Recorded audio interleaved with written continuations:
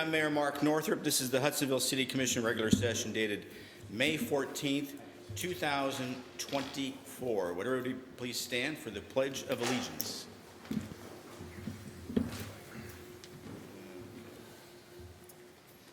I pledge allegiance to the flag of the United States of America and to the republic for which it stands, one nation, under God, indivisible, with liberty and justice for all.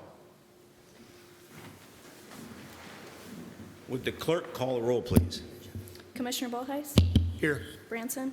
Here. DeVray? Here. Grobe? Here. Camp? Here. Nitre? Here. Mayor Northrup? Aye. Now is a time for a moment of silence. I've had discussions with the other commissioners tonight. Tonight we choose to dedicate our moment of silence to Memorial Day. Memorial Day is the last Monday in the month of May. There is a service here at City Hall. As most of you know, I'm a veteran, and we have one other one up here in the dais. I don't know if anybody else here is a veteran, but a moment of silence, is, particularly in this event, is appropriate that we recall those who have laid down their life for us as service members, and also for our first responders that walk our streets every day and keep us safe. So if everybody please have a moment of silence for our service members and our police officers and firefighters.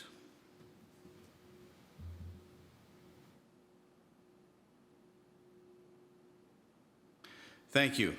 Now is the time for public comments and presentations. I'm going to ask Tobin if you as Mayor Pro Tem will take the dais for the mayor while I stand down and be a member of the community. Yes.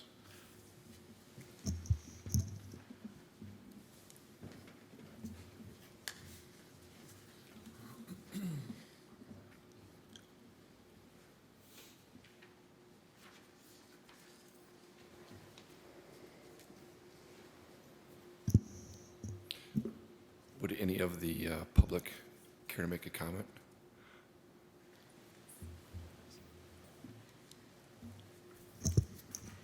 Hi, I am Cheryl Clark. I am your Ottawa County Treasurer. And I wanted to come to your meeting tonight to introduce myself to you and to give you a little bit of background information on me and also about our office. First of all, background information on me is that I have been with the county for over 28 years. I've been the Chief Deputy Treasurer for 15 years, and I was a Robinson Township Treasurer for 9 years. And I have like over 32 years of experience in public finance.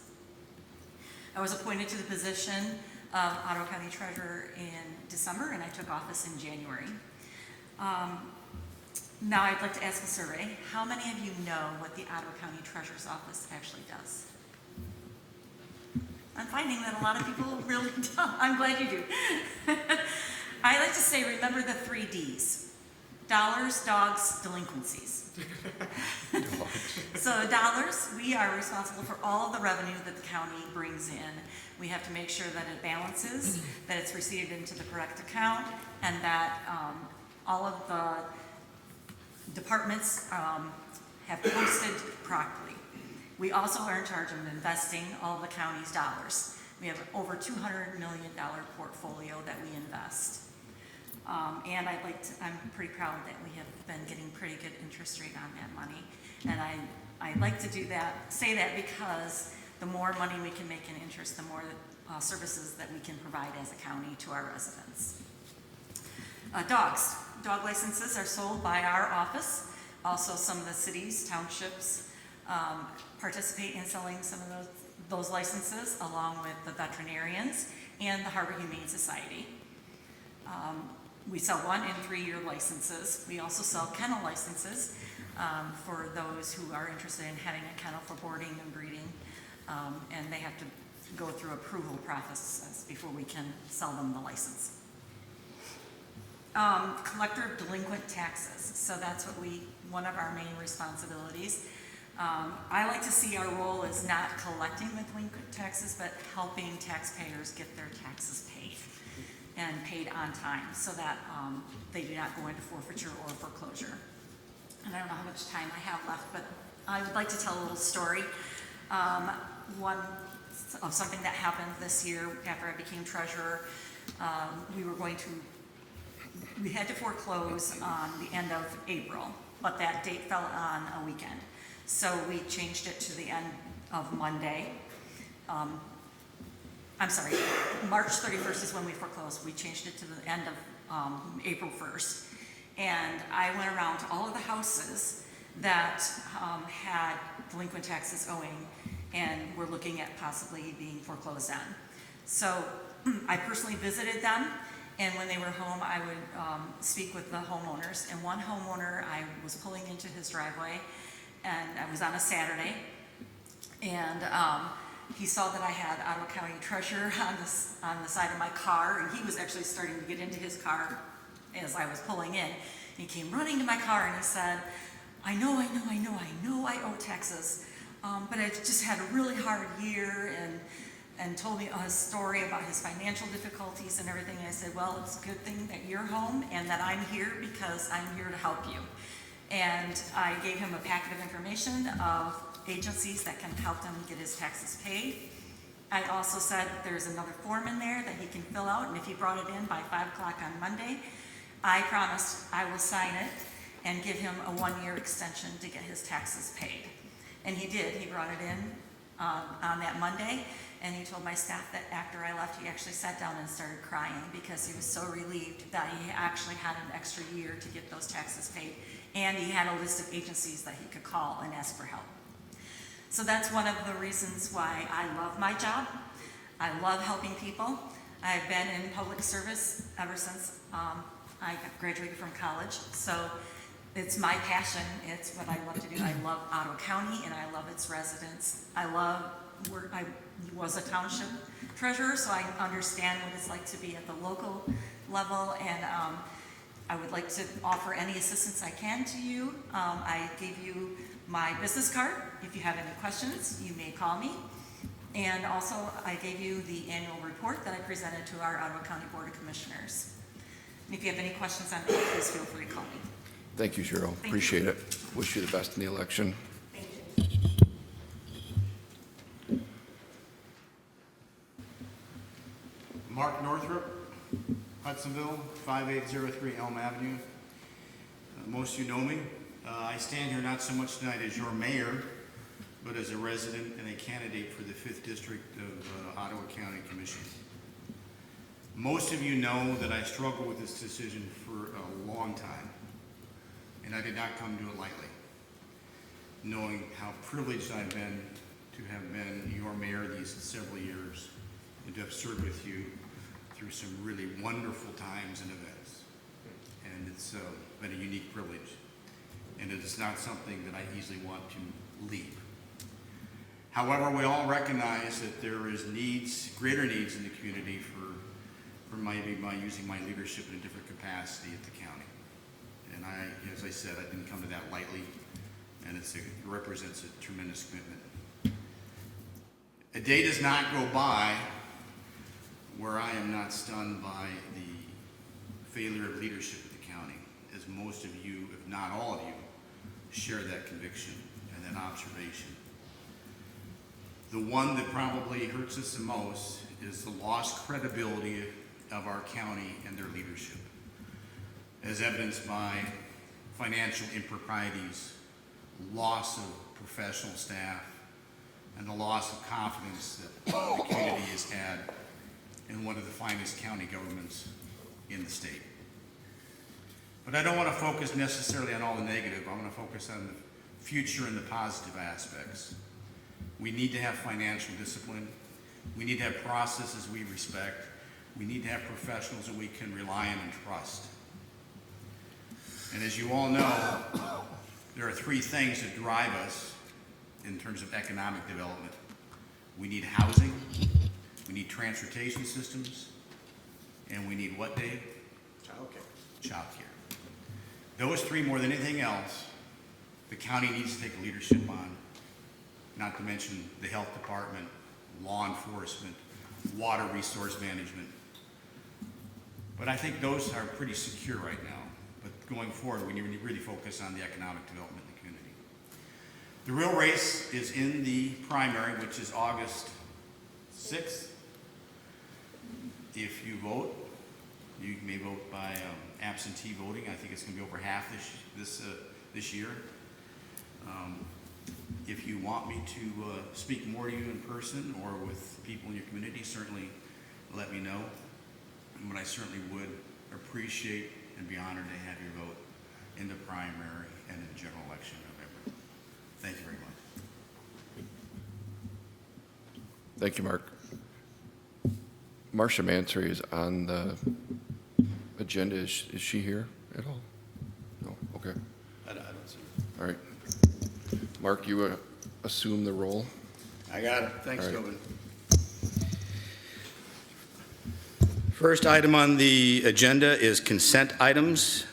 There are 7 City Commission regular session minutes. Mr. Mayor? Sir. May I make an Oh, adjustment? yes, you may. Go ahead. Thank you. I need to make a motion to amend the agenda for tonight's meeting. So I'm making a motion to amend the agenda under number 18 to include a resolution to approve the Brownfield Plan concurrence for Prospect Flats and a resolution to approve the Brownfield Plan concurrence for Terrace Station.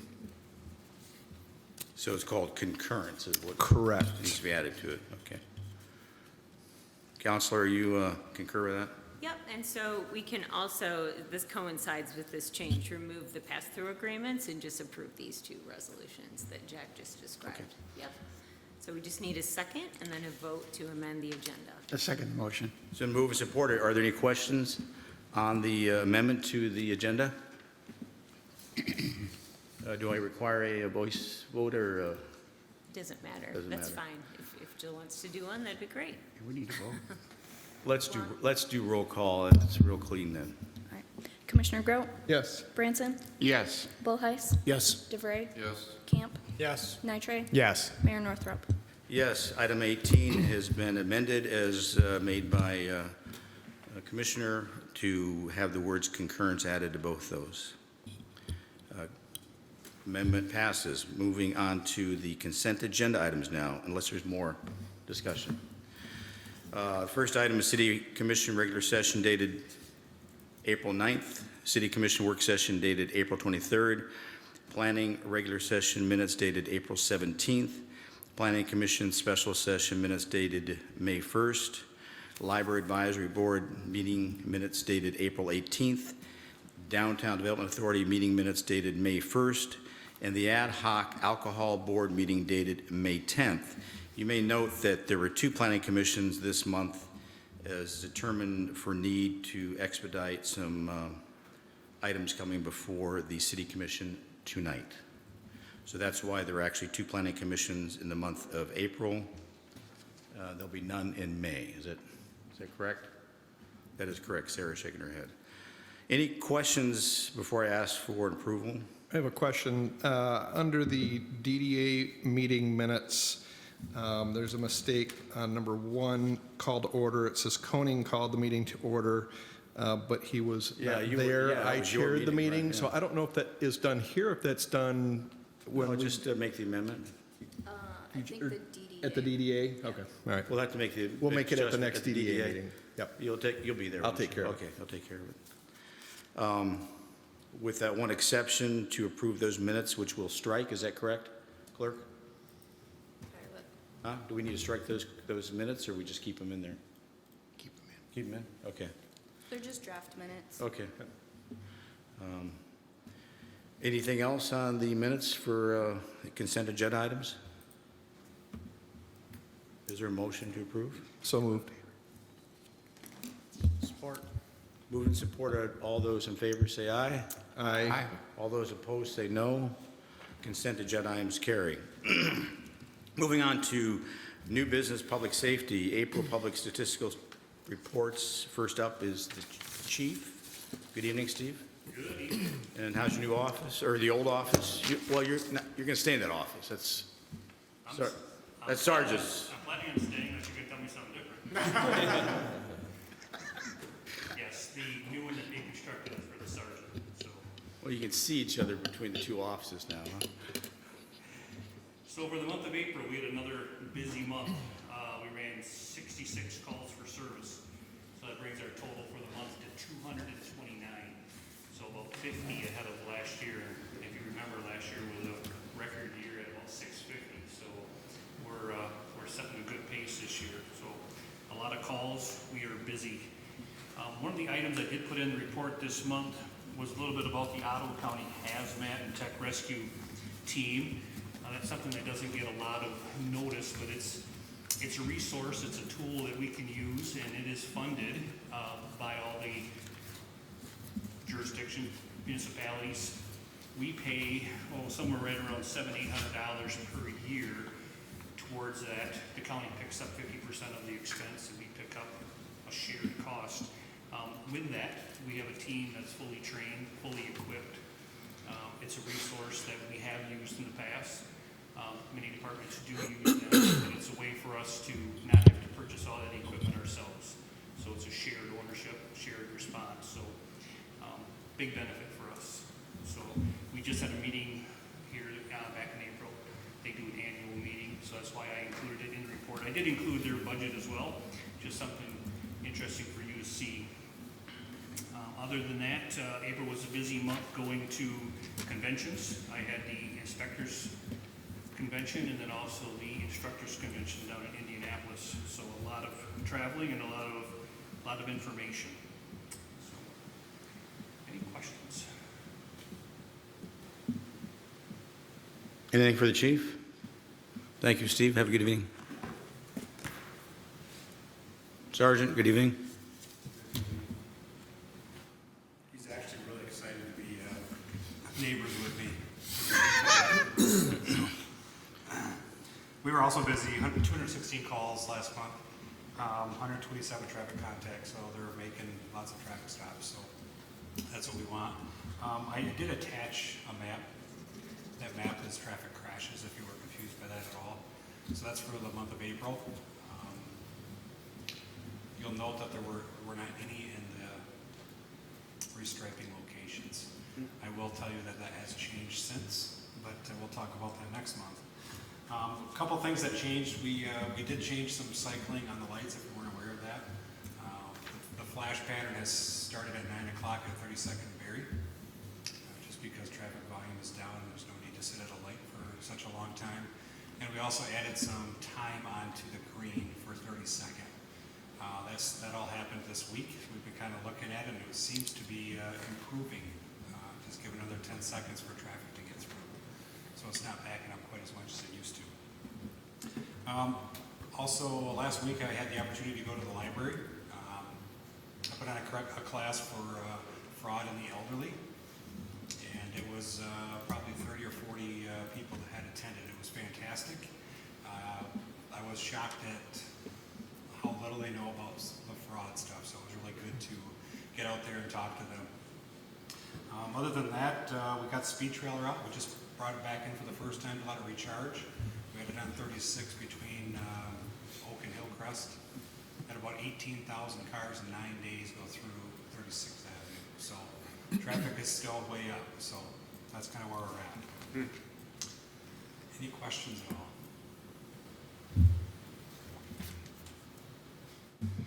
Jack, how's the light? Have you noticed that change yet? I don't know that I have noticed the time change, but I think the flow has been good. Yeah. I know we kind of looked at it on Monday, and even today it was a lot better than what I'm used to seeing. What day did it get changed? I think it was sometime over the weekend. Over the weekend. Yeah. So we'll see, we'll monitor it, so if you have any concerns, just let us know. But we just want to make it a little smoother and At least until it's all redone, right? until it's all redone, for sure. Thanks, Jeff. Thank you. Dave? No, we didn't have a tornado hit us. We did not have the tornado come our way. We did not. That stayed a couple counties south of us, and but we were keeping an eye on it, just in case. Yeah, April is a quiet month externally for us still. May is when things start to kick off, but April is when we start to do some preparation and make sure we're ready. You see a few things that we covered. One of the things that's going to be new for us this month is high school graduation. They now have a Yeah, Hudsonville's been graduating, holding a ceremony at Hope College, but now they have the field house. So that'll be a new traffic event for us. And so at my department meeting, we did some brainstorming on that, and then I met with a couple of the deputies and a couple of the school personnel, and we think we have a plan. Well, we know we have a plan. We think we have a good plan, and we expect it to go fairly well. But of course, we will learn as we do this first time. The other key thing I want to mention on there, I mentioned that we reviewed standards and protocols for radio communication. Nothing really new there. The reason we do that is we just try to remind ourselves periodically what's the proper way to use the public safety radios. That way, when I'm operating with these guys' teams, we're doing so efficiently and effectively, and that we know what to expect from us. Any questions or comments? Dave, what date is the graduation? Graduation is the 23rd, I believe, but that's a Thursday. What time? You know? Is it 4 o'clock graduation? 7 o'clock, okay. 23rd at 7 Oh, yeah, p.m. 4 o'clock, we get there. It's next Thursday. Next Thursday at 7 p.m.? Yep. The reason I said 4 o'clock is I plan on having at least part of my team out there by then, because people are going to be coming in, and they told us 3:30, 4 o'clock cars start rolling in, so we want to make sure that we're managing that traffic as well as the outflow. I'm sure the sheriff's department's dialed into that too, right, Jeff? Yeah. Yeah, we've been working together on this. Any questions for Dave? Thanks, Dave Dahl. All right. Thank you.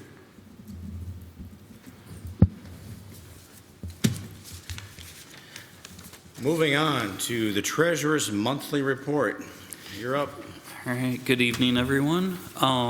As you can see, I left you a couple packets on the table here. One is your draft budget that we will be talking about in the work session here in a couple weeks. So this is for your reference for tonight. And then come prepared with any questions or anything in a couple weeks, and we'll have answers for you or make changes as needed. And then the other piece of paper, this big one, is has to do with our tax credit. So we give out Act 198, which is the IFT. We approved one of those last month. PA 210 is commercial rehab, and then also the new one is a brownfield TIF credit. So there's a lot to the spreadsheet, but the front page is the main thing. It shows us the total amount of estimated credits that we're giving. So you can just see, you know, as you go across there, what the credits are that different organizations will be getting from us. And so I think the important thing to remember with that is if it wasn't for these credits, there probably wouldn't be the development. So it's not necessarily lost revenue. It's just kind of deferred, you know, to incentivize that development. So it's not, we're not losing that much money every year. It's just what we're not collecting to incentivize the development. So, yeah, and if you come to me after this or anytime, I can help explain some more of the different spreadsheets, but just wanted to go over that real quick with you all, and yeah, and answer any questions anybody might have about the reports. This is a fun glimpse, Andrew. Thank you for putting all this together. You're welcome. Excellent information. There's a lot of detail there that we've never had shared with us before, so I know there's a lot behind these sheets. There is a lot into that, yes. Calculations and equations, so. Yeah, a lot more than we can explain here on the meeting, but I can do my best if anybody has questions. Just real briefly, I think you'd mentioned that there's potentially a limit to the percentage of dollars we had talked about. Is there any update kind of on where that would end up? Do you want to take that, Tyler? I haven't seen it written, but. Yeah, so great question, Commissioner. The rule of thumb is roughly 5%. In terms of any reporting to state agencies, Department of Treasury, in relation to that, we haven't been able to find anything. I know there's a municipality north of us that is much above that 5% threshold. And what it is, it's a guidance to make sure that local municipalities, local units are not over ledgering themselves for day-to-day costs as well as future costs. We haven't gotten the finance from that. I've had a couple conversations with the city assessor on that. So we will look to nail that down. But this document, as you pointed out, is to just give us an idea of where we're at and also track that percentage. If anything, if it's best practice, it's something we should consider. Yeah, and at least my understanding of math on here, we're right at that rate, so it feels pretty good, right? Thank you. Yeah, and like I was saying, like, we're not losing that money yet, and these developments shouldn't be a burden on our systems as it is, so it's really a win-win there. And then the final thing is our grant spreadsheet. I just wanted to give you totals on that. The totals that we've received in grants on the spreadsheet is just over 3.1 million, and we've applied for 5.9 million, so over half. It's pretty good. A lot of good things coming to the city. $3.1 million in grants, so it's good work from the staff here. And that's my report. One other shout out on the interest rate earned on our funds. The average, I noticed, almost hit 5. You couldn't have just rounded to that decimal, or? I think we're there this month, though. All right. Nice work. No, I've been crossing my fingers waiting for that. How much did we net on interest last month? Last month, well, we're trending to $500,000 this year. This fiscal year, we'll get in interest. So, yeah. So, on top of the grants, yeah, that's pretty good. Any other questions for the treasurer before I move on to the next agenda item? Nice job, thank you. Tyler? Thank Yeah, Andrew? Moving on to item number 11, payment of the bills. Is there a motion? Make a motion to confirm the payment of the bills in the amount of $181,799.64 to confirm payment of bills paid between meetings and reviewed by the Finance Committee. Support. It's been moved and supported. Any discussion on the payment of the bills? Hearing none? Roll call, please. Commissioner Branson? Yes. DeVray? Yes. Bullheis? Yes. Grote? Yes. Camp? Yes. Nitre? Yes. Mayor Northrop? Aye, motion carries. Moving on to item number 12, ACH funds distribution. Is there a motion? Make a motion to confirm the funds distributed via automated clearinghouse in the amount of $100,078.07, which were distributed between meetings and reviewed by the city manager. Support. It's been moved and supported. Any questions or discussion? Should it be 108,078 Is there a typo there, Andrew? cents? Yeah, it's 108,078.07. So who made that motion? I didn't move. Would you make a move to correct that, please? The corrected amount is I don't have it. 108. 108 and the same. 078.07. Okay. Thank you. You're welcome. And who supported that?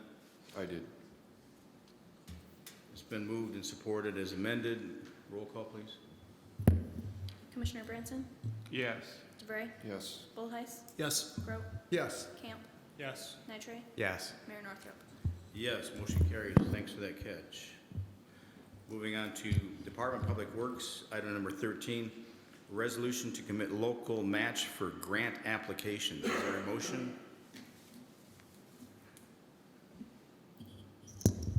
I'll make a motion to adopt resolution number 24-1791, establishing a request for MDOT matching funds and committing to a maintenance plan for Corporate Grove Drive and Corporate Exchange Drive resurfacing.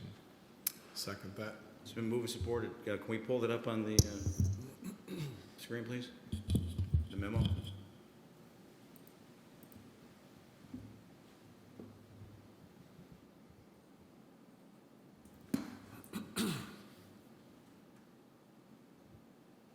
Are you going to speak, or is it going to be Robert? I can speak to that and what I missed. Okay. Bob and I have had 5 or 6 meetings with regards to major and local street road funding. there's not enough. There's never enough. It's a statewide issue in terms of the funding mechanisms, but this is an effort for the city to do the best that we can with what we have, and matching grants to this degree through the MDOT Category B, the TEDF Category B program is a way we can stretch those dollars.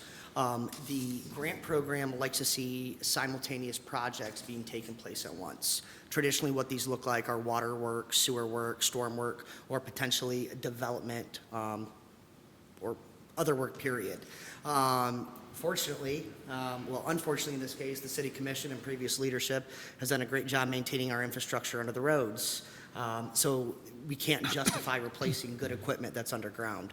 So it's still worth to take a shot. The city is allowed to apply for up to 2, and these were the 2 that Bob and I worked on that fit the size and the scope of the grant, as well as roads that we've identified that need a level of work, whether it's a full depth reconstruction or a mill and fill. So we'll cross our fingers and hope we have luck, but you miss the shots that you don't take. But this is our effort to stretch the dollar. Bob?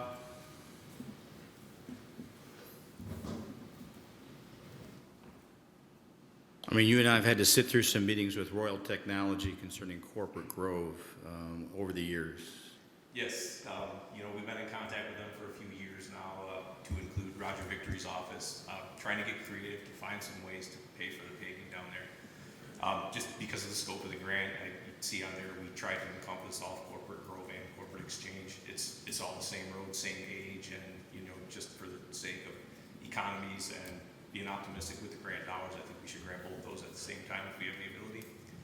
And Berry Street on there are other separate application, that's another area that I've just got a lot of communication on from residents in that area. It's really becoming an artery from the townships into 32nd Avenue too, and it's just another spot where it is a real challenge to find the dollars to repair. How bad is Corporate Grove, and how does it impact Royal Technologies right now?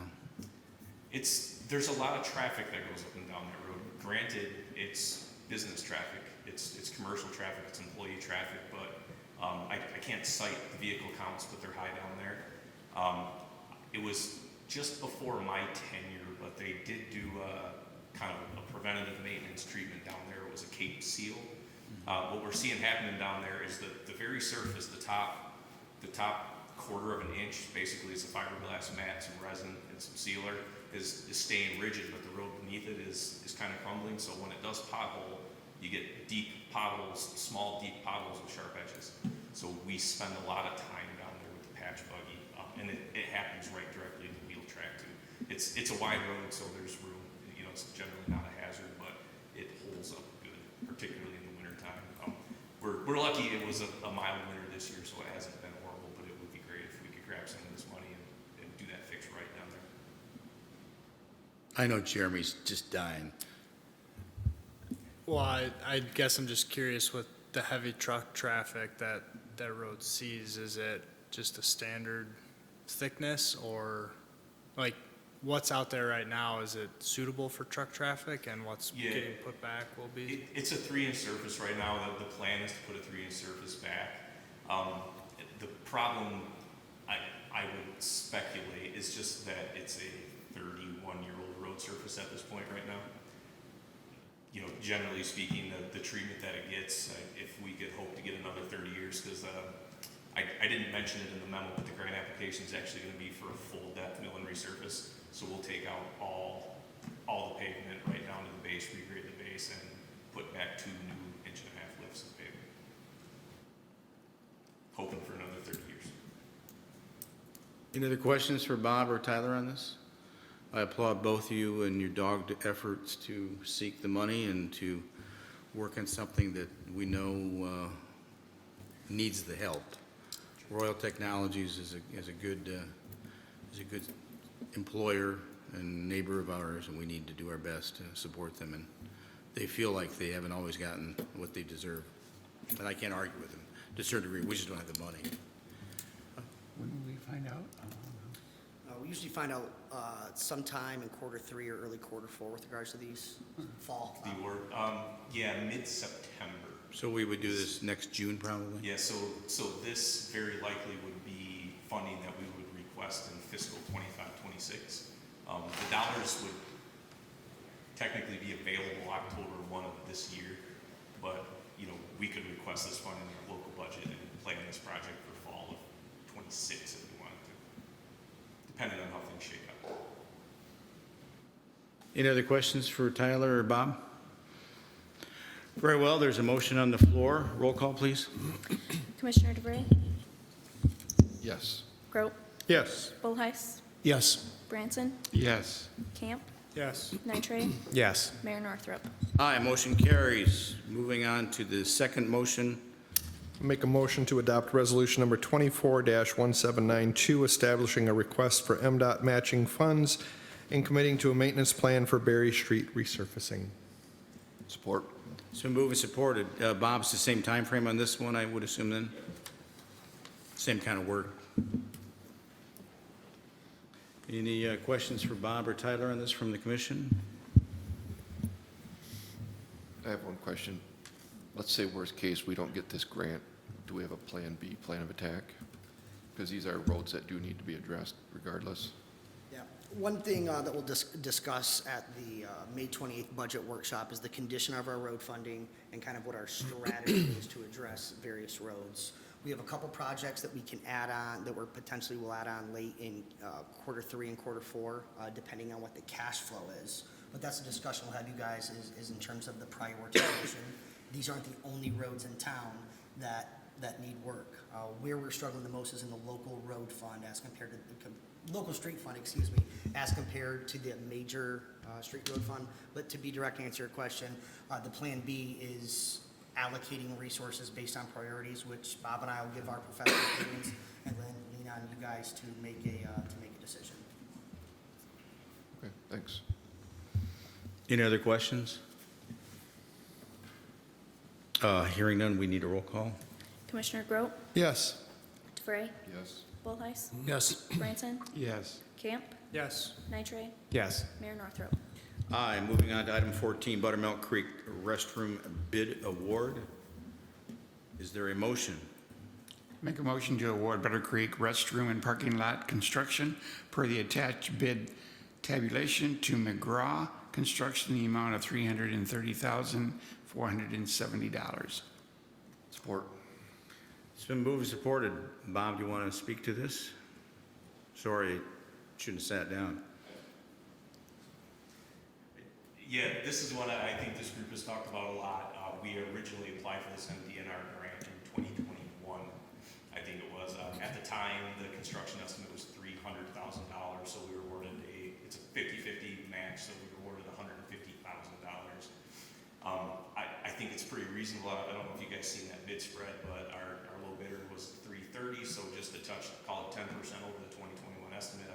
You don't see that very much in anything right now, no matter what it is you're buying. But those costs did range up to, I believe, $547,000 was the high bid on that. So we had 7 bids returned, and we covered that whole spectrum between $330,000 and $547,000. So I feel good about what we got. The contractor is actually McGraw Construction, who built the Hughes Park restroom, the new Hughes Park restroom that's there right now. Great reviews on them from Fleece and Vandenberg, who bid the project out for us. They worked with Fleece on the Hughes Park restroom.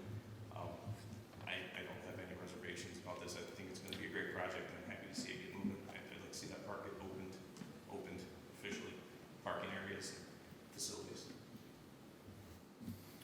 Any questions for Bob or Tyler? This has been in the works for years. We know that $110,000 of this is from the sale of the ball field on Hillcrest that initially was going to be targeted to be a pickleball, but after some additional polling in the community, we found out that that probably wasn't the best use of the funding, and we instead chose to use it for a bathroom that will be really around for the long haul. And the bathrooms are kind of a transparent thing in the community, but when you don't have them, that people know it. Bathrooms are a big deal. They really are. We don't really realize it, but it makes a big deal in terms of defining a community and your commitment to the people. It is, for what it's worth, as a baseball father, we go to a lot of parks, and we are unmatched in our weekend restroom access. You know, it's a strange thing to be proud of, but it is absolutely It does define us. I mean, it's like kind of like our snow plowing. You don't miss it unless it's not there. Yeah. Yes. So this has been years in the make and coming, and I think the community is going to greatly appreciate the bathrooms. Now, there'll be an automatic lock system on those, so we don't have to lock them manually now? Is that going to be the plan, and cameras? Cameras, no. Automatic locks. We are working on the automatic lock system. It's not quite scaled up to the whole city yet, but it's in process. So we won't have to have somebody go out every night and lock them and unlock them every morning. Still, as of today, doing the old-fashioned way. When do we think we'll have the new unlock system in place? Do we have a? We're gonna have good quotes together here in this fall. There's a couple different ways to go about it, and I'm not sure exactly what laws are gonna tell us we need as far as ability to exit when power fails, and that there's fail shut, fail lock, fail open, crash bars. There's a few different things that we're not 100% clear on yet. Okay. Good job. One thing, if I may, Mr. Go Mayor. The automatic locking mechanism's much more complex than even I realized, but much more expensive. And Yeah, I'm so sure, yeah. one of the things we want to do is not only look to install these, but make sure that 5 and 10 years from now, we can utilize the same system, same technology. So there's a lot more research into it than I think Bob and myself initially thought, but it's something that we're working on. Nothing's ever simple anymore, is it? Any other questions on the new bathrooms for Buttermilk Creek Trails? Hearing none, roll call, please. Commissioner Branson? Yes. DeVray? Yes. Bullheis? Yes. Grote? Yes. Camp? Yes. Nitre? Yes. Mayor Northrop? Aye, motion carries. I'm looking forward to that ribbon cutting, believe it or not. Moving item number 15, Commercial Rehab District Request. Is there a motion? I'll make a motion to approve resolution number 24-1788, setting a public hearing for the purpose of establishing a commercial rehabilitation district for the Prospect Flats redevelopment project. Second the motion. It's been moved and supported. This is one of the reasons why we had a out-of-sync planning commission, so that we could get this before the May City Commission. I want to applaud the Planning Commission commissioners, Jeremy, and the DDA, Jack, for your dogged effort to get this here in the May meeting. As you know, we were pretty anxious to move forward on these two projects in front of us, and I know Tyler has had a few sleepless nights with calls from the mayor on these. So I think we're ready to hopefully kind of close some of these issues, and we can all sleep a little easier going forward, right? I can't say it any better, yes. My temperament isn't always the best, I admit. Are there any questions or discussions? I mean, Jack and Jeremy, you're probably the closest two to it.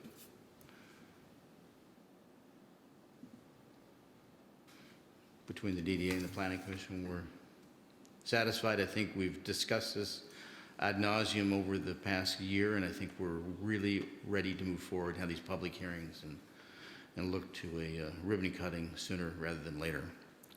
Any other discussion on these? Did the applicant want to discuss anything or bring it up? I'm here to answer questions if anybody has any.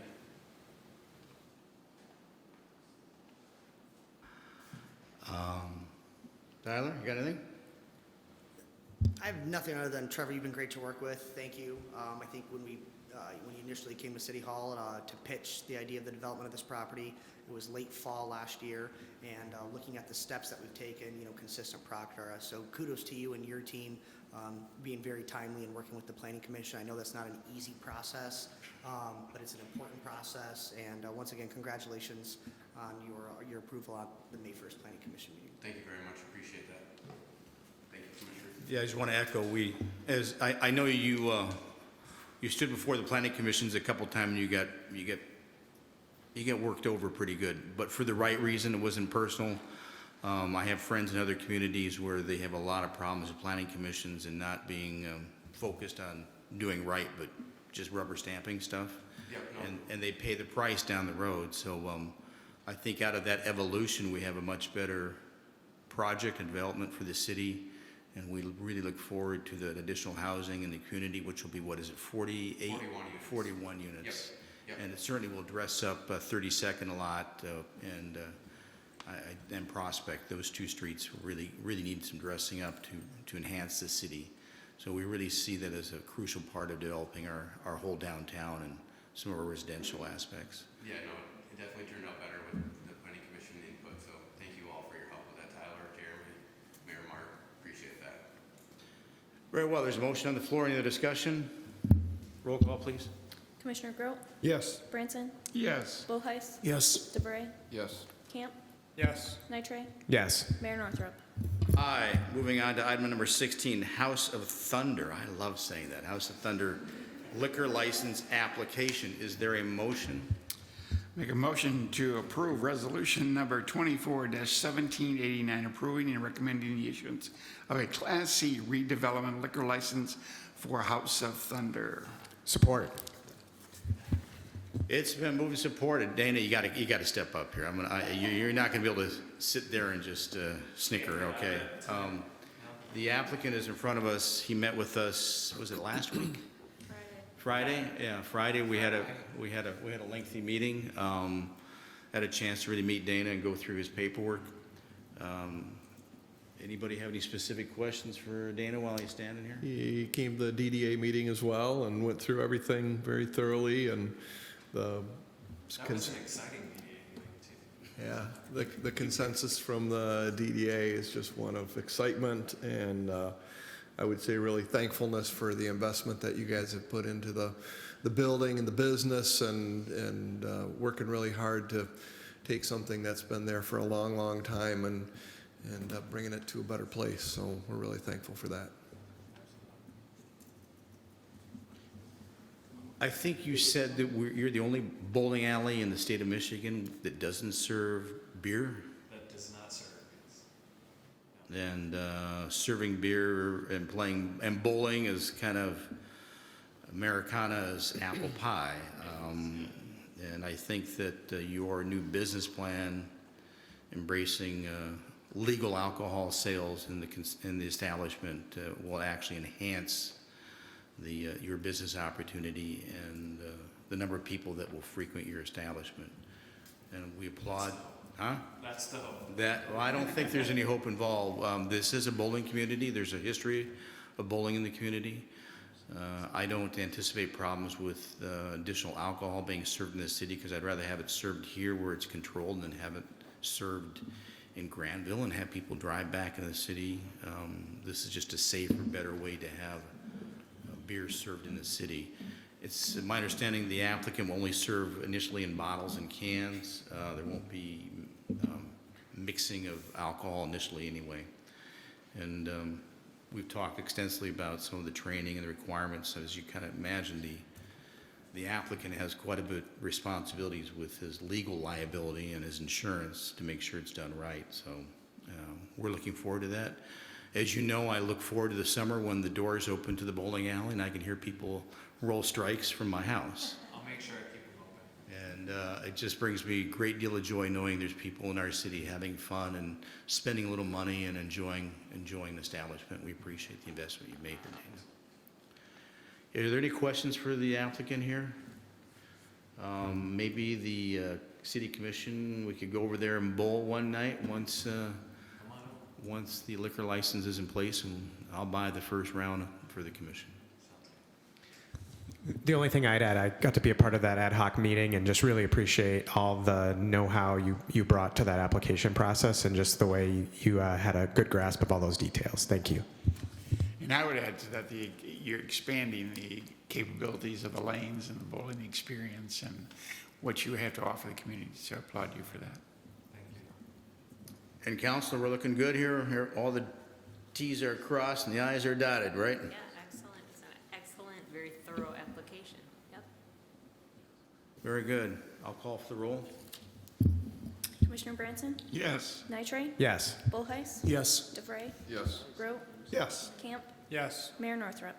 Aye. First round on me. Thank you. Thank you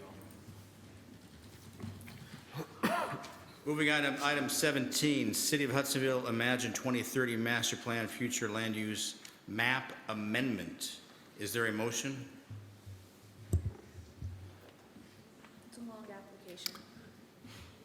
I'll make a motion to approve distribution of the proposed City of Hudsonville Imagine Hudsonville 2030 Master Plan Future Land Use Map Amendment to the notice group specified in Section 41-2 of the Michigan Planning Enabling Act, Public Act 33 of 2008 for review and comment. Support. It's been moved and supported. I don't know, Jeremy, you want to speak to this? You're in the Planning Commission, or you want to? And you're on the ZBA too, right? That is correct. But we have not met yet since I've been on it. So there is a slice of property here off 32nd that extends back into kind of an old commercial site that once had a greenhouse on it. Do you remember those days, Dan? Vaguely, yeah. And it's been long gone, and that piece of property, it's a nice piece of property, but it's kind of fallow and so all overgrown. But it's really a beautiful spot to develop. The owner of the Oak Apartments across the street has purchased that property and would like to put some, a new development there of, I think, duplexes or quads. And he has come to the Planning Commission seeking an additional change to the master plan so that he can develop that, because right now it's zoned as commercial, correct? It's currently zoned neighborhood commercial, which is a commercial, commercial yeah. zone Right. district. The request is submitted to change the land use map to high-density residential B. Thank you, Sarah. So that's why this is here. As you know, there's not a lot of property left to develop in the city, and this would be a ideal place for another high-density, perhaps a high-density development along Balsam. Are there any questions on the amendment that we're asking for here? Is this property right on the very north edge of the boundary? Is that why the gray Yes, area that to is the correct. north is not shown? And on that side is the, is that coffee shop, Signature? Signatures. What's the gray area zone to the north, on the top of the map? Sarah? That, no. So the area directly to the north is Stony Creek condos. Yep. Which technically in our zoning, they would be zoned HDRA, not B, just because of the density. But they're in Georgia. Correct. And we don't know whether or not the applicant's going to go with B or A, but he at least has the opportunity for B. We do know. We do know now? Yep, Planning Commission, when they met on it on May 1, they had to make that determination that B was what they were going to go with. So how many units we're looking at in that? So B is 12 units per building. We don't have an acre count anymore. We removed that Right. when we redid the zoning ordinance, but 12 units built. He can go less, yeah. but that's his maximum Right. that he's able to. This proposal went to the planning commission prior to coming here, Yeah. correct? Yes. And they were okay with a Yeah. B? There was quite a bit of discussion, as, you know, Jeremy asked quite a few questions about the zoning, so. To me, at first glance, it seems like a big contrast between the residential to the south, the A to the north, A to the north, and then the B right in the middle. So I'm just curious what discussion happened on that. So the MDR that's to the south, that's Balsam Meadows, which is single-family site condos. They kept with MDR because their numbers matched to be able to afford to do that. And then with Port Sheldon to the west, it's the sports complex. We didn't have any concerns from them. And then with the HDRA to the north, yes, that would technically be less if it was within the city limits. But the intent for the B is if there are problems, if there is something he wants to rework, he has the opportunity to go up to the 12, but his intent is to match, you know, the neighboring districts. And the intent of this approval today is just to release that 63-day public comment period that goes to our utilities, fiber,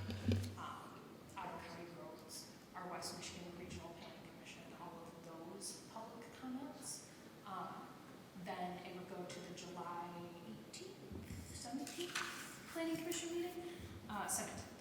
And the master plan would be amended if you saw fit to approve this today. And then they do still have to go through the zoning ordinance amendment process and then the site plan or PUD process. So there's a lot of opportunity for not only the planning commission, but also for you to see what he will end up coming out with in the end. And we can be, you know, a little bit more picky on landscape buffers, different things like that that the ordinance requires. So the neighbors haven't had a chance to respond to this yet. The neighbors will only see this, it's kind of an interesting process. The neighbors will only see this once he's going through the zoning ordinance, then the 300 foot. And some of the additional discussion we had at the planning commission was it's kind of a copy of what's on the east side of Balsam with the HDRB over there. The difference with this HDRB on the west side is there's already more of a natural barrier, natural buffer, just with the way the property is left between this HDRB and MDR to the south versus what's already existing on the east side of Balsam too. It's the same owner. Jeremy, because I'm not great with directions, so you're suggesting what the discussion was is that the neighborhood where the existing development is actually closer and less buffered to the existing HDRB than what is being proposed in the new change? Yes. Okay.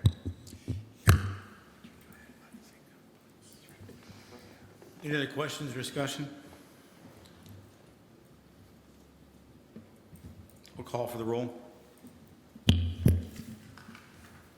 Commissioner Grote, Yes. Camp, Yes. Bullheis, Yes. Branson, Yes. DeVray, Yes.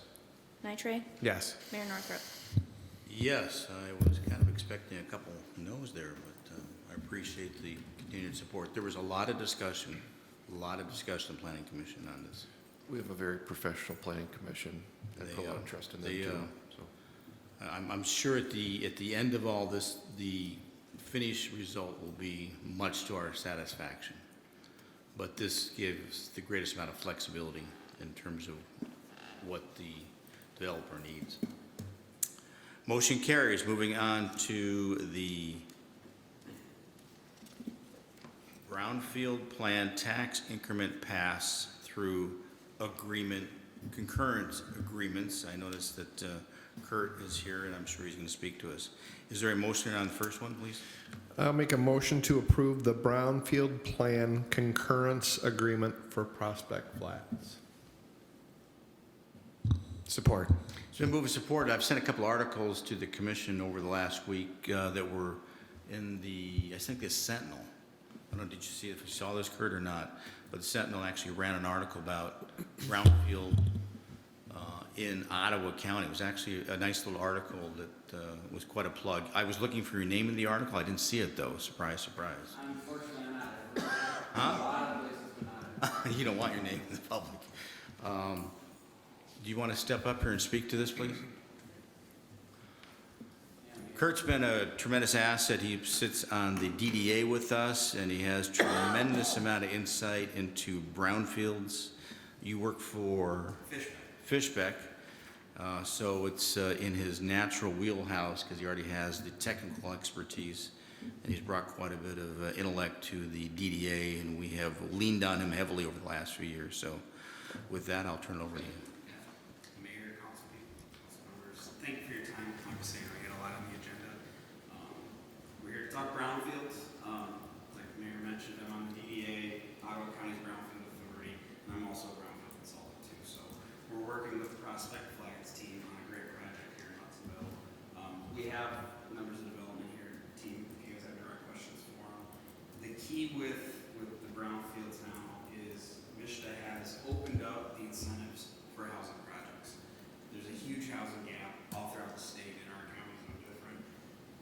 We're not looking at the full subsidized housing. This is the missing middle that we're creating everywhere. So roughly 80 to 120% of the area, that's the main housing need we get, and that's what this project is for.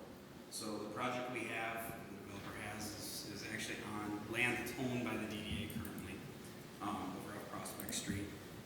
41 unit development, amazing project. What we're looking at is holding 5 of the units at 90% of the area mean income for the life of the plan.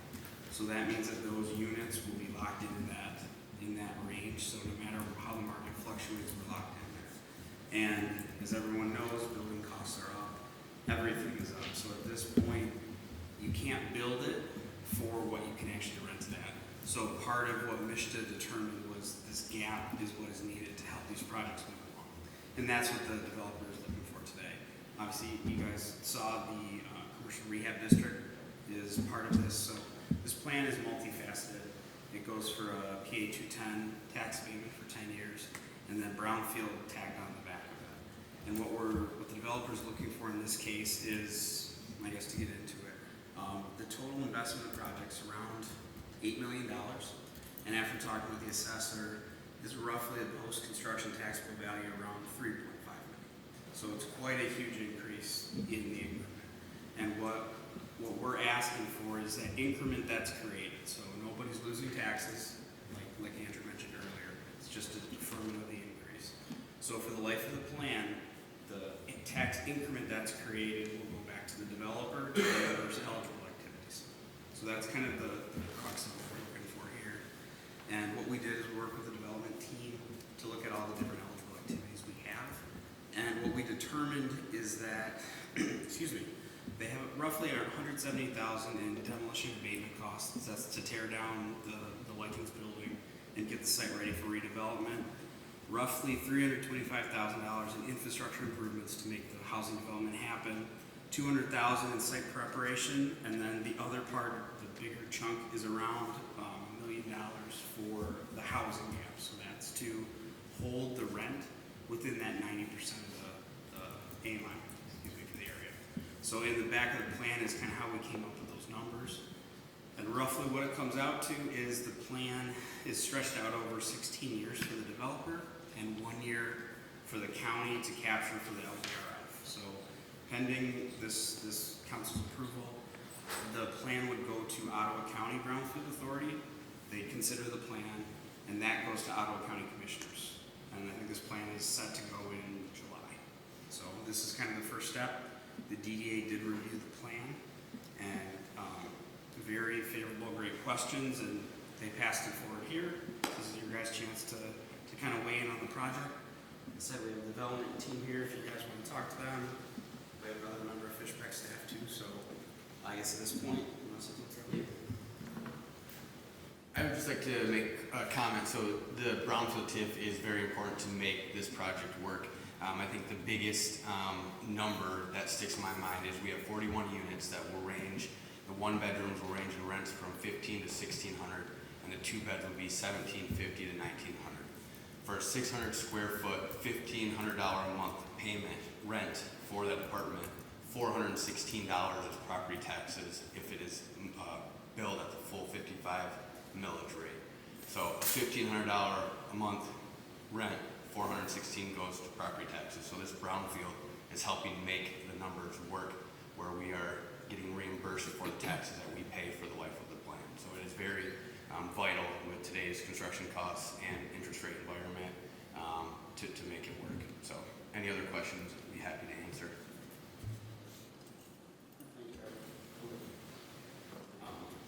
Yeah, Olivia's just going to talk a little bit about the timeline, and then we'll open up to you guys for any questions you have. Hi everyone. So yeah, kind of like what Kirk was saying, we had the assessor give us an evaluation for a future taxable value of $3.5 million, and then we factored in a 10-year PA 210 tax abatement, which only abates local taxes, not state taxes.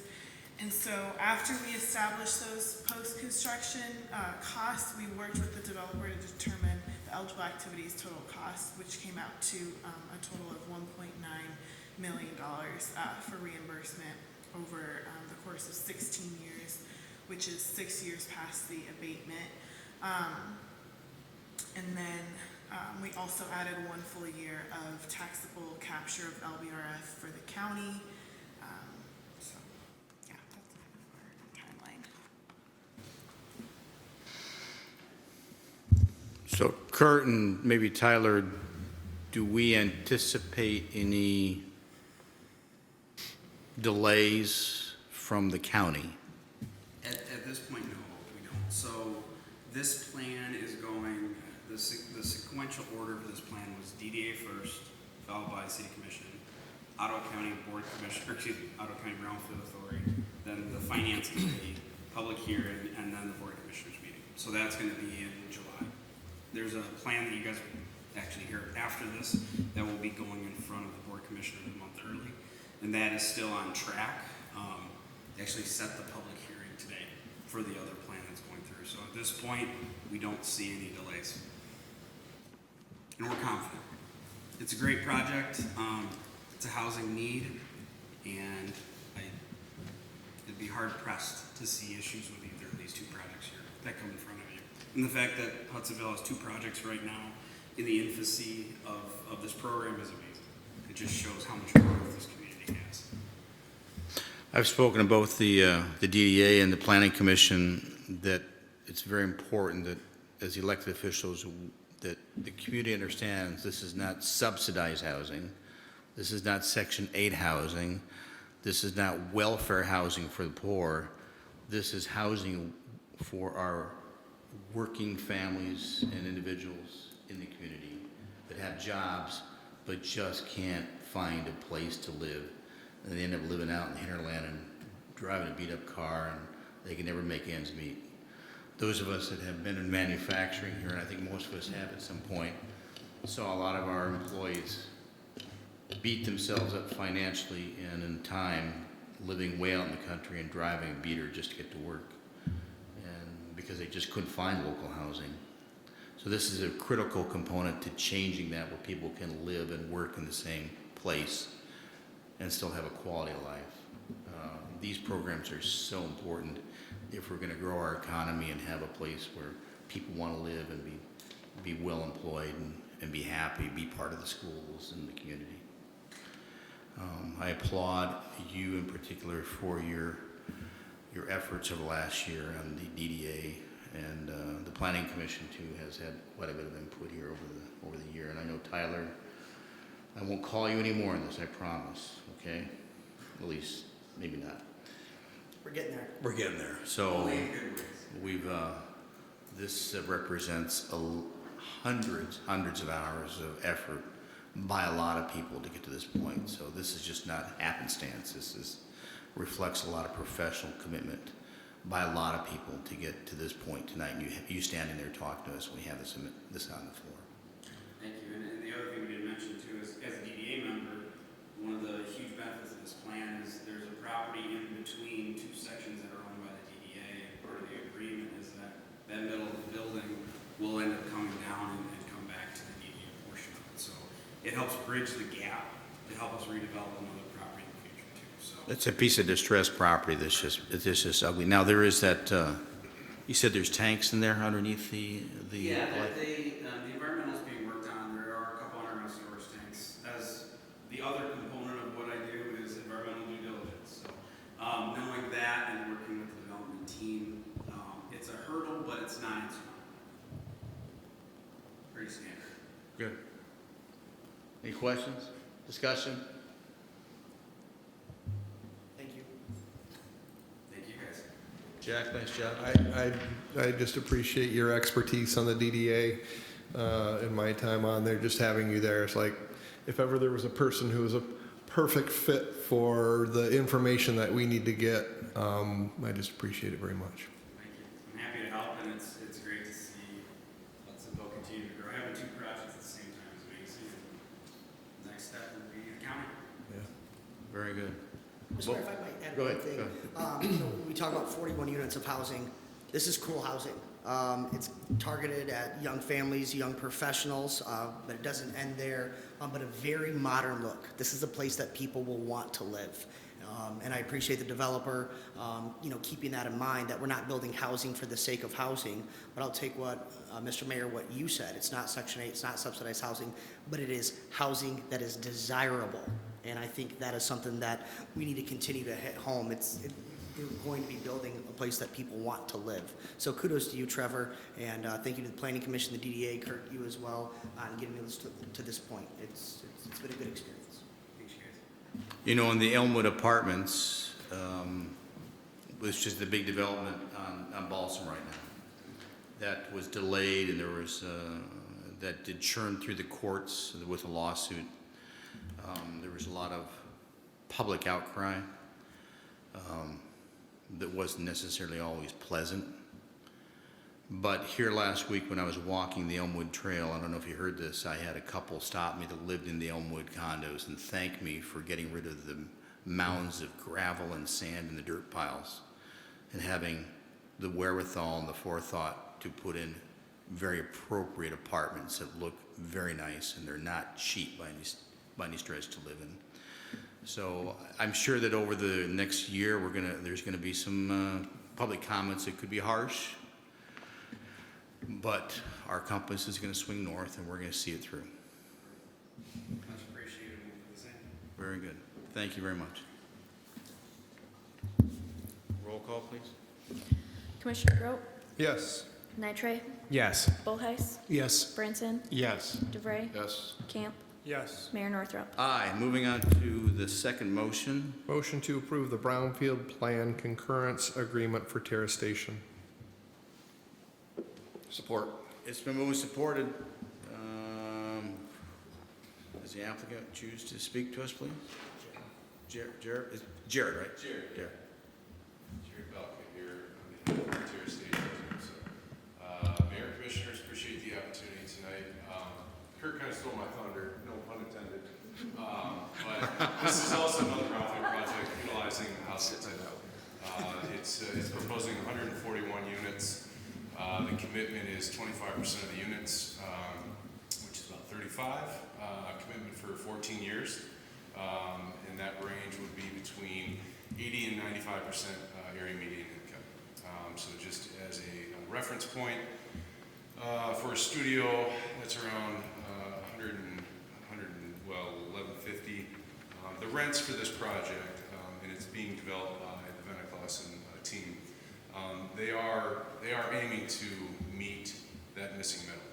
They're delivering an exciting project. They're building a community. It's a total of 12 buildings.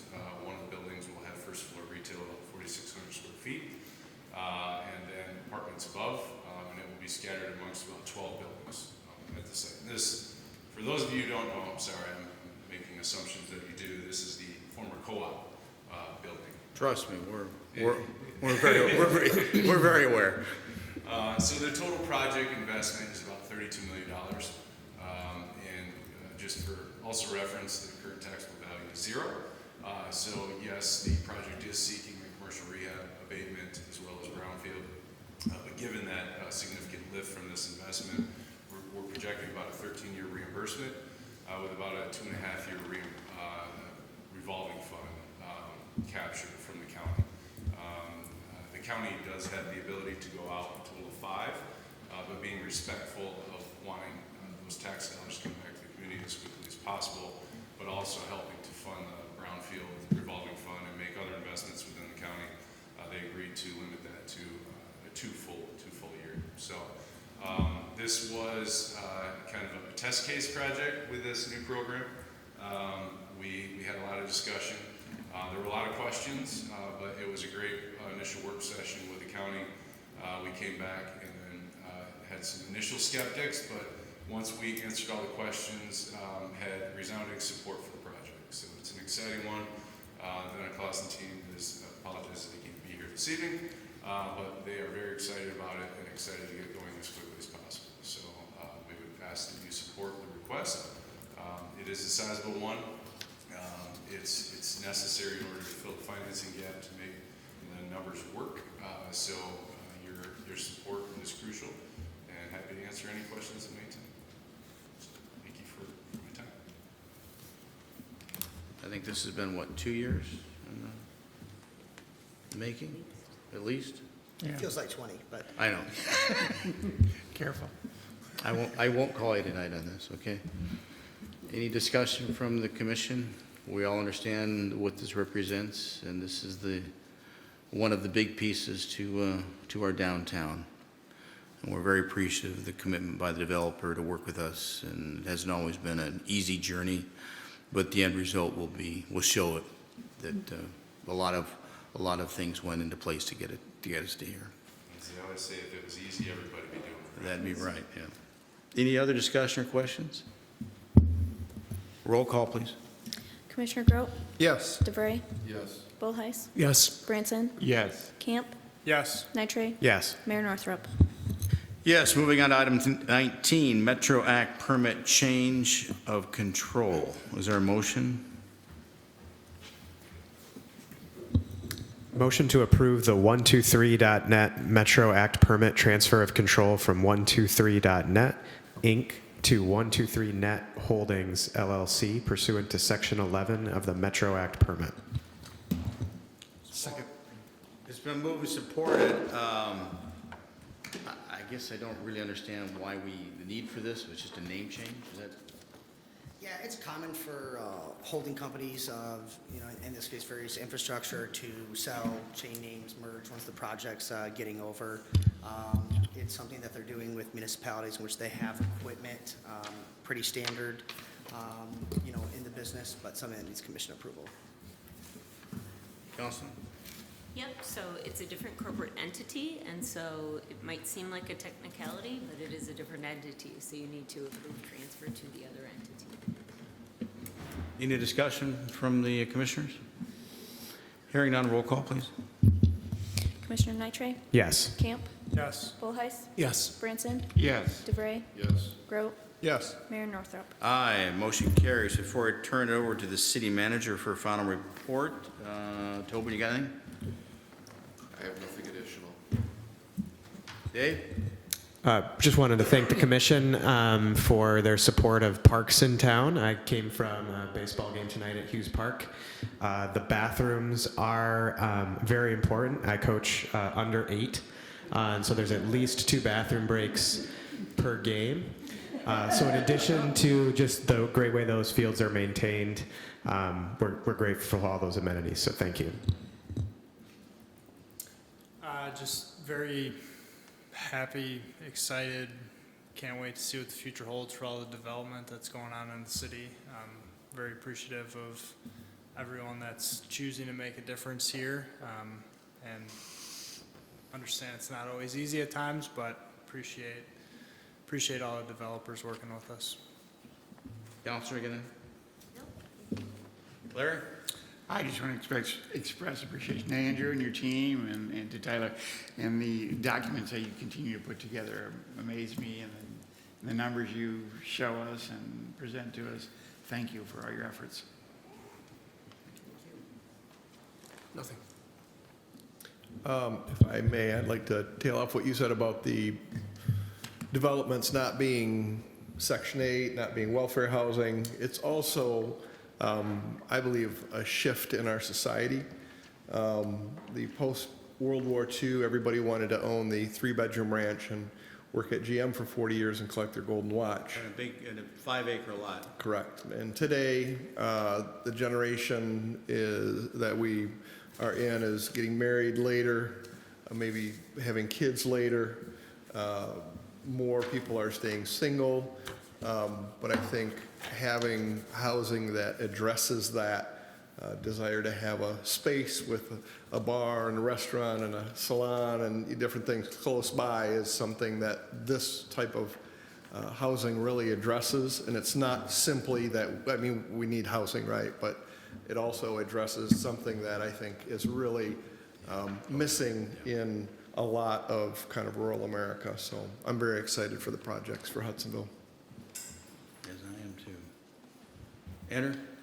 I'd just like to thank the commission for their support. Me and Jill Freilink went to Basic Institute this past month, and then Ashley went to Advanced Institute. So thank you for the continuing education that you provide us, and we'll continue delivering products for you. Thank you.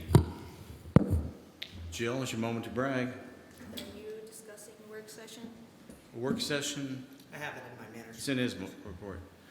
And you got special kudos from the, would Would you share that, please? Yes, I want to thank my election inspectors, specifically for Ward 2 in February, for doing a great job. Overall, Ottawa County, the 5 precincts that were chosen, we got A+. So, It's a reflection of your leadership and your technical acumen, so we are highly appreciative of your professionalism, what you bring to our community, and it makes a difference. and it reflects the county leadership Yeah. in that office as well. And you know, there's a lot of misinformation out there in the public about how our elections are handled and illegal voting and corrupt elected officials, which I can't help but take a little personally sometimes, but because of people like you, we can look them in the eye and say, it's not true. We have elections with credibility and accuracy, and we have elected officials who don't have personal agendas here. So thank you very much. Any other department heads choose to say anything more to the commission? I see Dan there, he's getting up.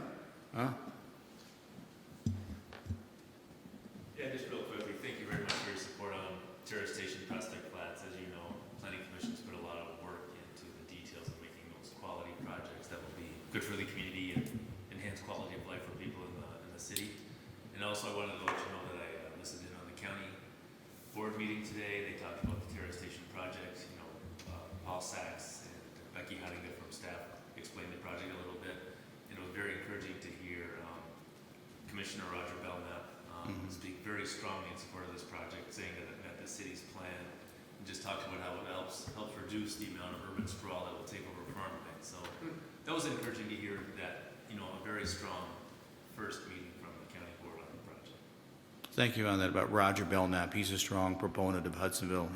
He was here last week on a meeting we had at Terrace Square, and it shows well. And I made it a point to brag a little bit, I admit, but he's a strong proponent and somebody we really appreciate. I'll send him a note. Thank you for that input. So their public hearing will be May 28th on that, and then May 28th, okay. And then they'll have their vote on June 11th. Schedule. Anybody else? Before I turn over to the city manager for a final report. You're up, Tyler. Awesome, thank you. Firstly, thank you to City Attorney Jessica Wood for continued efforts. Behind the scenes, there are dozens of documents that have gone out in the last few to several months. Development agreements, amendments, policy updates, with special attention to the finance department as well as the library. Several easements, and that doesn't include other legal items that are important where we need a strong set of eyes. Jessica, we're definitely keeping you busy and appreciate your efforts. The draft budget is completed. You have that, and I look forward to the budget workshop on May 28th. Over 20 meetings with staff, department heads, and Andrew. Andrew and I got very close in the month of April, along with Ashley Perrin, our deputy finance director. I think all in all with Andrew and I, it's been roughly 30 meetings. This is Andrew's first budgeting season with the city of Hudsonville, and he's adapted really quick. He's asked a lot of questions, and I continue to learn as well, being relatively new, but not too new. So, Andrew, kudos to you, and kudos to our department heads. There's a lot of time into these, and it really shows when you look at our fund balances and the continued efforts to realize the strategic plan and maintain a high level of service. The new website construction is underway. It'll be 3 to 5 months until we can go live there. Lindsay Hicks, our marketing director, and myself have met with Revise, the company that we're building a new website through. Department heads have given a lot of time on the content that we put in. If we do that beforehand, it makes the new website integration much easier, but really looking forward to show that to the community, not only in terms of usefulness, but for prospective developments, for visitors. We are creating a very modern and useful tool and public relations piece. So looking forward to that. Still a lot of work to go, but we're headed in the right direction. As Sergeant Steginga mentioned, we had a meeting, and we've adjusted the stoplight at 32nd where we meet Berry and Allen Street, and have traveled that every day myself. There is an improvement there, and I want to remind the community and the commission, we continue to look at the 32nd repavement project and adjust where we can, additional signage, stoplights, timing. Everything's open. We want to make it the safest, most navigable, and quickest, but I'll stress on safest, trek through the heart of town. Once we finish the Barry Allen realignment, we'll once again look to readjust that again. We're going to get some modern technology in our stoplights to allow us to adjust the timing there as it relates to Berry Street, and be able to adjust both sides of it at different times, which is great for school traffic. So we've been in contact with the superintendent on that, but we'll continue to nickel and dime that till we get it right, and most especially after the project. An update on citywide projects. The left turn lane at New Holland and 32nd, which is funded through a CMAT grant through the Grand Valley Metro Council. Roughly $225,000 of grant funding there. We'll look to start June 15th. So we'll hit the conclusion of the school year with realized completion, substantial completion, right around August 15th prior to school starting. Appreciate Bob Miller and his team, as well as City Engineer Don DeVries for their efforts in making this happen. The Barry Allen realignment project, the City Commission has awarded the project. The pre-construction meeting has yet to take place, but in talking with the city engineer, we're looking roughly at a mid-July start with substantial completion realized roughly in mid-November. We're creating a large culvert, eagles involved. It's not a simple project, definitely not a complex project, but one that has a handful of moving parts to it, but we'll look to see that complete around mid-November. With the City Commission's approval to install the Summer Green Park or Buttermilk Creek bathrooms, we will now move to get a pre-con date scheduled with McGraw, and we will see substantial completion realized by the end of the year as well. And not only talking about bathrooms, but we're talking about a parking lot as well with ADA accessibility. So, Mr. Mayor, I think you articulated that very well. That'll be a very welcomed addition to that park. Equally, Mr. Mayor and Commissioners, I encourage you to look at the Parks and Rec budget and your draft budget. City staff and myself are recommending another another impact to that park area that we hope that we'll discuss at May 20th, but look for your consideration, but that's exciting nonetheless. I want to congratulate Joe Gruppen on the May 7th election. Efficient, safe, and accurate. I do hop around and talk with the poll workers there. A good group of people, dedicated public servants doing a thankless job. So Jill, thank you. Andrea, thank you for your efforts there.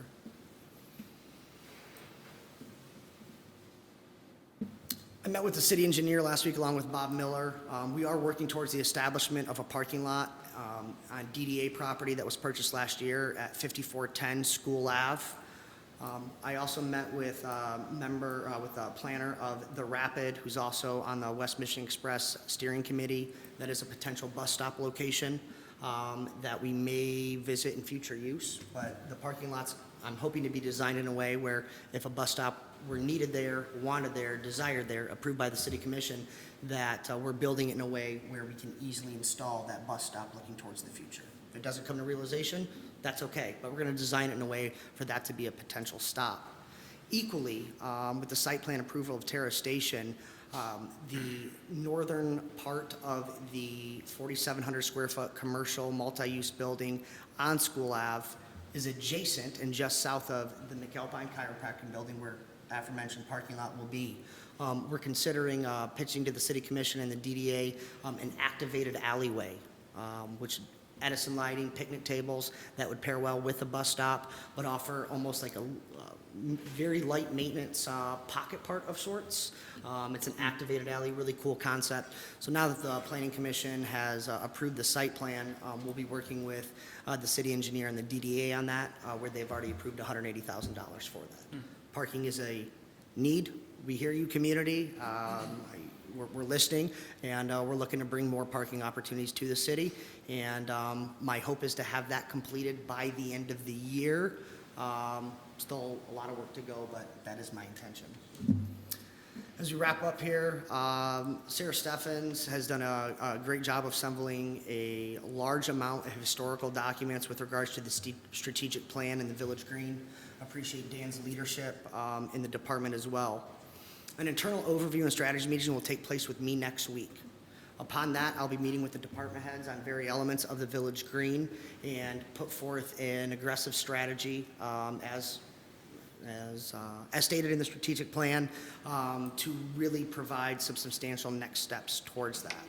I met with Dave Dahl last week as well. We're working on an internal tool, tracking mechanism, and public relations component to share the story and stay organized with the community and the city commission along the way. Dave, I may have opened my mouth a little too soon because I know we're new into that, but this will help reinforce the commitment by the city, keep staff organized, and keep us heading in the right direction. So with this fiscal year, we have a lot of exciting but an aggressive strategy that is in the makings to be able to move forward with the Village Green. And then finally, we do have a city commission workshop with regards to budget workshop. I'll work with the mayor. There may be 2 to 3 additional items that need to be discussed in a timely nature. I'll work with the mayor on that. It's May 28th. 28th, okay. And we found out today that the Ottawa County will hold their public hearing with regards to the Terrace Station development on May 28th at the same time. I've been talking with Becky Huddinga at the county. We will have some kind of representation there. Mr. Mayor, I'll get with you on what exactly that looks like and make sure we have the right people at the right locations between the budget workshop and that public hearing where. The 28th at 6 p.m.? That's up to you guys. We can hold the meeting at 6 or 7. It will be a long meeting, I imagine. It needs to take as long as you guys need to get the information you need, so we can set that meeting at either 6 p.m. or 7 p.m. I am looking for input on that. Usually, those meetings, we usually do it 6. So I think 6 p.m.? just plan for 6. Okay. We'll plan for that, and Mr. Mayor, I'll work with you on the agenda. Again, I want to keep it light in terms of additional items, with the focus being on the budget, but there are some timely things that I believe the City Commission should discuss. With that being said, I appreciate your patience with my report. City staff is very busy. It is our busiest time of the year. Really applaud the efforts of everybody in our team. Happy to be here, happy to be your city manager, and happy to work alongside the City Commission and dedicated public servants. So thank you for the opportunity. And we had a discussion earlier today concerning we may need to call a special on a piece of property. And you want to just kind of, sure, not give the details on that, but just. Yeah. Use a Latin term, carpe diem, seize the day. When development opportunities or property acquisition as it relates to the strategic plan come to light, we need to seize the day on those. There's a property in the downtown area that we believe will be coming to the market soon that is adjacent to parcels owned by the city and or DDA. I have met with the owner as of this afternoon. Oh, you did? Didn't meet, phone call, and have more information I can provide to the City Commission. But equally, the proposed library community center site, the area for the proposed Village Green, there's a lot of property acquisition coming up. Not only is purchasing the property important, but we, on the back end, we want to be working towards the development and get that property either activated or on the tax rolls, depending on what it is. So that'll go right in line with the strategic plan and the strategies that we'll continue to build upon. But it's exciting opportunities, and when the time comes, I may request that the mayor call a special meeting to act on that if the timing requires. Assuming we have the money in the budget, and Kurt, are you dialed in on this one yet? Yes. You are? A little bit. A little bit. It was Okay. discussed at DDA. It doesn't appear that it's going to be fast moving after my conversation Oh, today. okay, okay. But things change, and we're doing everything we need to do behind the scenes. So when that time comes, you all can make a decision. If anybody has any more questions, I just ask you talk to Tyler offline, because this is still really early on, but I know you and I, Jack, have talked about this quite a bit. Anything else? Nope, thank you. Anybody else choose to speak to us? Seeing and hearing none, the only thing I have to add is Memorial Day service is Monday, May 27th at 10 a.m. I'm sure WCET will be there to record us. We have a guest speaker who was an A-10 pilot and flew in Afghanistan, so it'll be an interesting interesting speaker. And as always, there is open house at the mayor's following. All of you are welcome to attend. And my good friend Jack is providing the nourishment, and we're looking forward to Jack being there. And if you do attend, bring your families, your children, they're welcome to play. I just have to warn you, there'll be a lot of old grizzly veterans there that'll be glad to share their old war stories. So, but you're all welcome to attend. Anything else, Tyler? Very well. Is there a motion to adjourn? Motion to adjourn. It's been moved and supported. All those in favor say aye. Aye. We are adjourned. Thank you.